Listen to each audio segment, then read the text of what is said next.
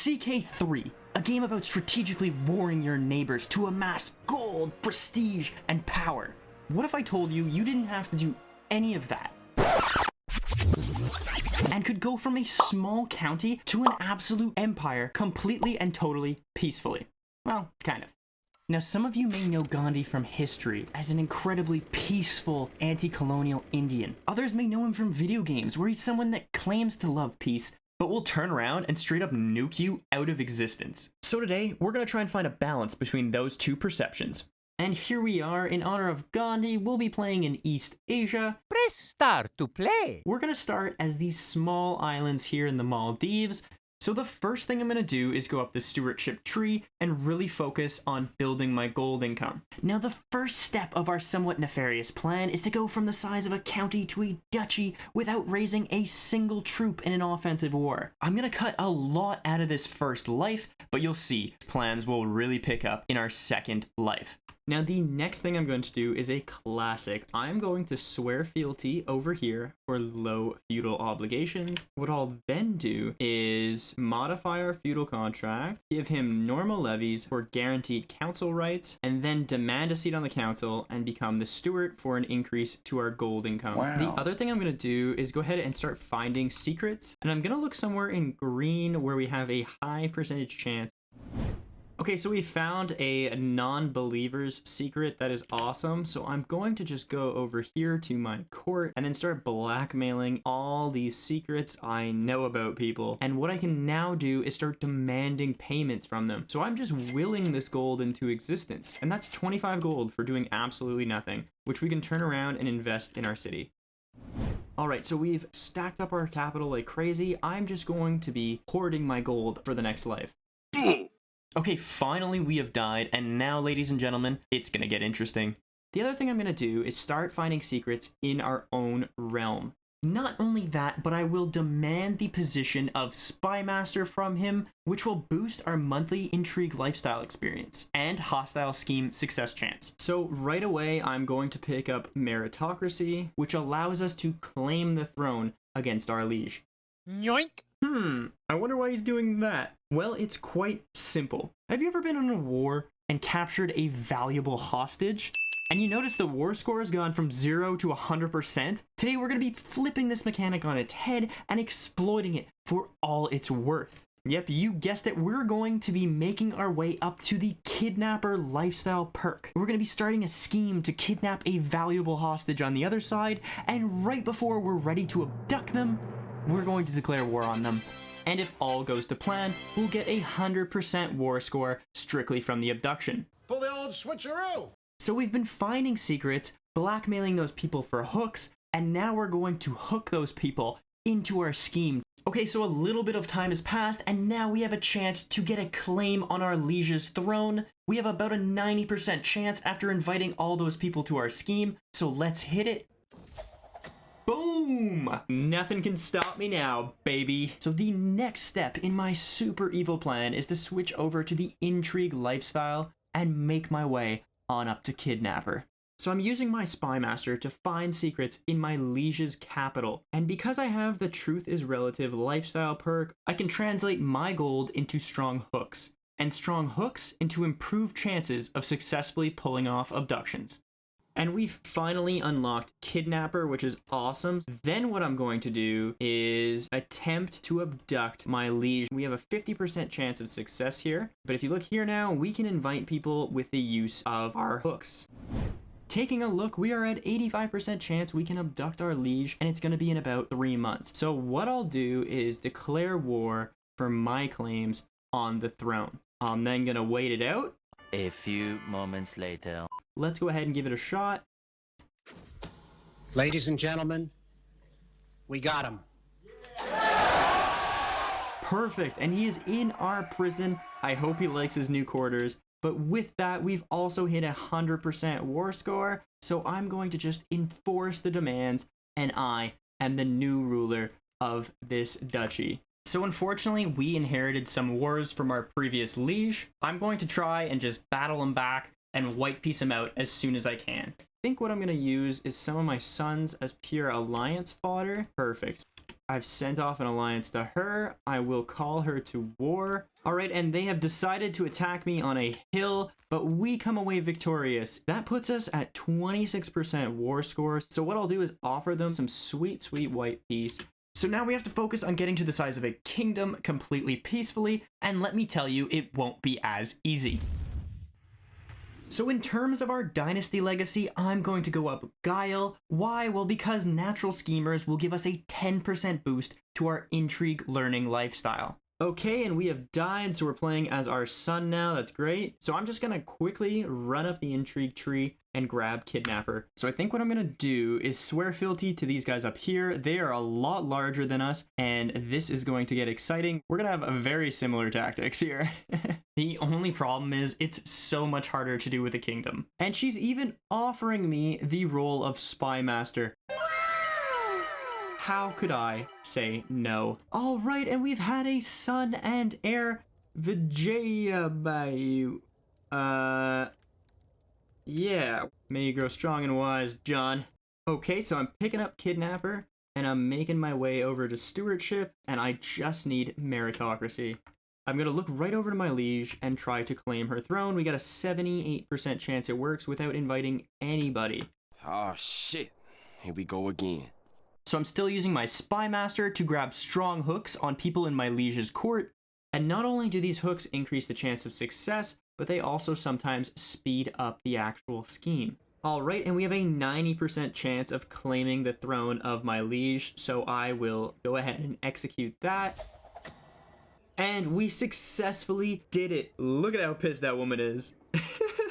So looking at my hooks and secrets, I have 11 weak hooks and 11 strong hooks. So it's now time for me to abduct my liege, and now I'm just going to invite everybody and their brother, quite literally everybody and their brother. It's really important we get the maximum amount of people involved here. So what you'll notice this time around is we're actually taking some penalties in our scheme. Because she's our ruler, we're taking a -50 penalty, and because she's the size of a kingdom, we're taking a -20 penalty. But to make up for this, we have 234% from our agents. I still don't think this is going to be enough, so I'm going to keep inviting people down to the very last minute before the abduction. My wife also died at the perfect time. Now I can look for the wife with the highest intrigue, and I'll make sure my wife is placed on court intrigue. So with just 4 months left to go in the scheme, I'm going to go ahead and declare war. So one of the things the developers did so you couldn't cheese the game in this way was they made it so that when you're at war with somebody, you take a -200 penalty on abductions. That's totally fine by me, because we've invited 11 agents and counting. That puts us around 57% for now. We still have a really great odds this goes through. And we have a 65% chance we make it. Yeah, boy!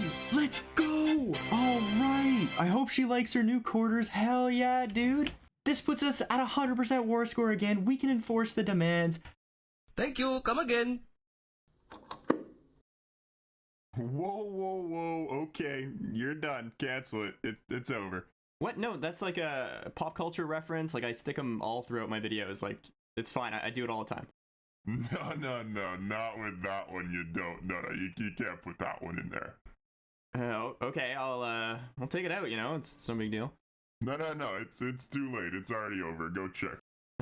What?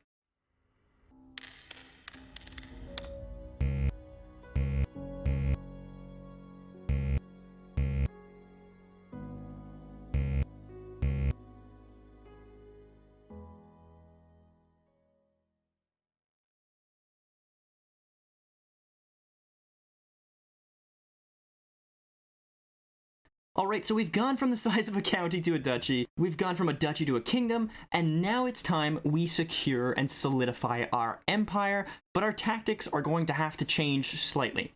We're not going to be going full intrigue, we're also going to be using some diplomacy. So I'm going to look down here to this young man, I'm going to send him a gift. He will take a gift of 200 gold, like me way more, and actually take vassalage.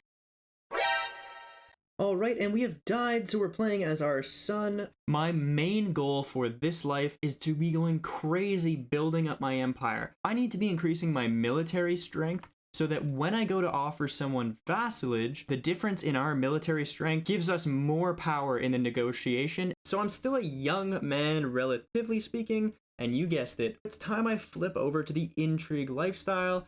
Daring today, aren't we? Alright, so this guy down here, I can send him a gift and offer him vassalage for religious exemption. He's at 0. What I can do, I can flip my wife onto court politics, even though it won't help too much.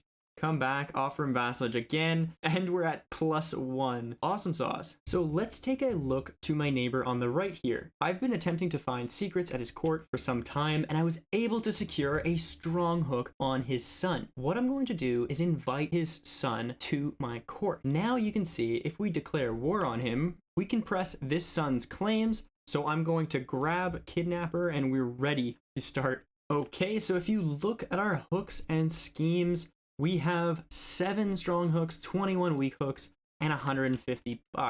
So it's time we go ahead and start with our abduction scheme. This is going to cause me some stress because I am paranoid, but I will use all these hooks in inviting people to the cause. Okay, so taking a look at the scheme, we got about 3 months left, still at 85%. That's not so bad. Let's go ahead and declare war. Now I'm going to use my quarters claims, but I'm not going to take the whole kingdom. I'm going to take just this one duchy here. This kingdom right here is made up of primarily this duchy. We should be able to usurp this kingdom and then vassalize everybody else around us. So after the -200 penalty we take from being at war with him, we're sitting around 51% chance that we succeed here. Now, if this doesn't pan out, that's totally cool. We can probably set up another abduction scheme and it'll take about 2 years. But if that one fails too, then we're just going to have to surrender to him in accordance with our stipulation. Anyway, I digress. Let's give it a shot at 51% chance. Boom! Just like going to the cast, walking right up to the roulette table and putting it all on black. Gotta love it. Okay, I hope he likes his new quarters. That puts us at 100% and we can enforce the demands. I honestly didn't think it was going to be this hard. Like, I'd literally have to have like 10 strong hooks and then go into it with like over 10 people. So I'm still just blackmailing everybody I can and then using that to demand payments for gold. So I've been able to save up my gold and I can now create this kingdom. And once I've done that, I can turn to my neighbor here and offer him vassalage for normal feudal obligations he'll even take. And this guy up here is actually only -1 to me, so I think if I send him a nice little gift, he should now accept my offer of vassalization. He will, perfect, and that's one more little piece of India we got. And now that I hold the duchy title for this guy, I can offer him vassalage and he will accept. In looking for a new wife, because mine died, I'm going to go with one with the highest diplomacy possible.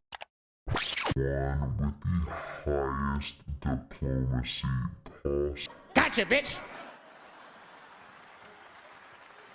And I can place her on court politics for a +9 bonus. I can pick up true ruler, and now it should be easier to offer vassalage to those around. So this guy up here will take it for low feudal obligations, but now offering this guy vassalage for low feudal obligations will work as well.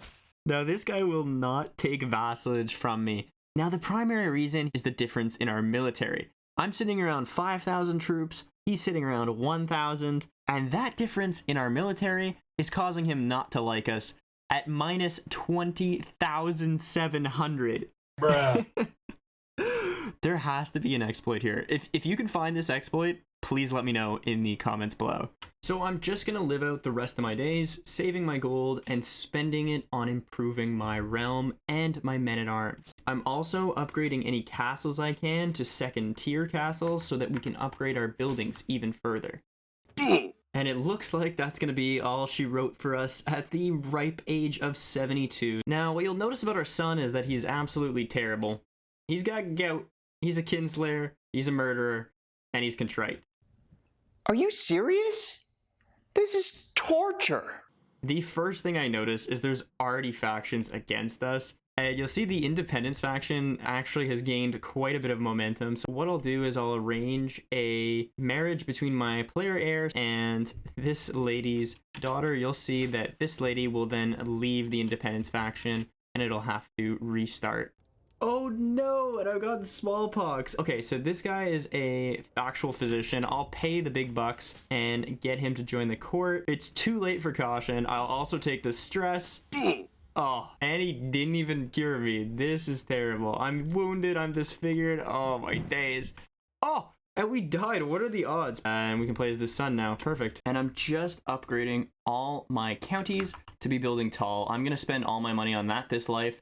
So you notice this county is actually kind of sick because it has places for 5 holdings. We already have a city, a temple, and a barony, so we can actually create more baronies and build them up even bigger. And it looks like we've had twins, Arikutia and Sinkapaku. Let's change this up a little bit. Something easier to pronounce. John and Johnetta. And we'll fill out the last castle holding down here. Perfect. So I just noticed down here in this county, there's actually the ability to build a special building which increases your holding tax, development growth, monthly renown, and our same faith opinion. All right, and we have 989 gold. We've saved it up, so it's time to create this special building now. I just noticed this. We can now actually usurp this kingdom up here because our vassals have taken so much of the land for us. The only thing that matters is that she's currently in a war. Okay, so if I murder this girl and hopefully end the war here, I should be able just to usurp that kingdom, and we're one step closer. And preemptively, I'm going to switch over to the diplomacy focus and make my way up the August tree to pick up true ruler. Okay, and it's a 95% chance we murder this girl. Beautiful, let's hit that. Oh, and it must have been something she ate. And with that, let me tell you, ladies and gentlemen, it's all going to go crazy quick from here. Yoink! I can now offer vassalage to all these people in here, which is fantastic. So this guy will take it for religious exemption. That's totally cool. This lady doesn't like me. Let's send her a quick and dirty gift. Offer vassalage, low feudal obligations. This guy will even join me as well. Now watch all of these counties flip to me. Excellent. Excellent, excellent, excellent. Now all we need to form the Deccan Empire is 1,000 gold. Easy peasy, we just have to sit here and wait. These guys have also fractured away from their kingdom, so it's the perfect opportunity to offer them vassalage. Seriously, how come every multiplayer game I join, someone's got this banner? And when I call them out about it, they're always like, oh no, it's a Hindu symbol, it represents like harmony, eternity, good luck. And that's fine, and I would believe they picked that banner for that reason, but they're always trying to unite Germany. Every single time. Now after patiently waiting, we can finally create the Deccan Empire. Awesome. You are now a mighty Samrat. Woohoo! Finally, we can pick up true ruler, and this is fantastic because now it'll be so much easier to offer vassalage to kingdoms. So to conclude, we've gone from a small county to a giant empire completely and totally peacefully, and we only had to murder 1 child and abduct 3 people for it, which is pretty peaceful by CK3 standards. Tune in next week when I peacefully become exalted among men by executing literally everybody I see.